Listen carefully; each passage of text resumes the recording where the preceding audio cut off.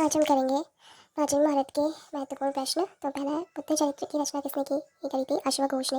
अश्वघोष किसके दरबारी कवि थे? कनिष्क के दरबारी कवि थे, जो कुषाण वंश का शासक था। विष्णु का हमारा अवतार कहाँ से मिला है? एरन, मध्य प्रदेश से।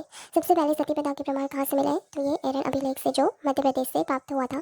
चीनी यात्रियों का भारत आने का क्रम क्या था? तो सबसे पहले फाहियान आया था, जो चंद्रगुप्त विक्रमादित्य चंद्रगुप्त द्वितीय के दरबार में आया था। उसके बाद ह्वेनसांग आया था, जो हर्षवर्धन के दरबार में आया था। और फिर इत्सिंग आया था।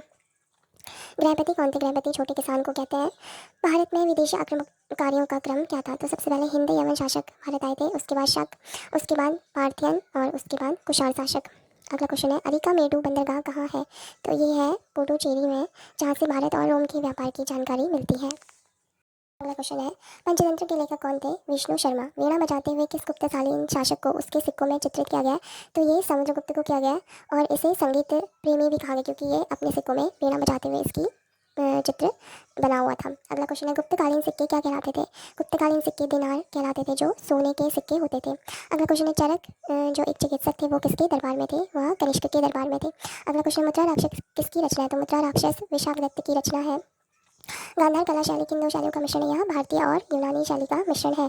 सुदर्शन झील की मरम्मत किसने कराई? तो ये रुद्रदामन, जो एक शक राजा था, उसने करवाई। अगला क्वेश्चन है, चीनी यात्री जो बौद्ध धर्म पर शोध हेतु नालंदा विश्वविद्यालय गए, कौन कौन थे?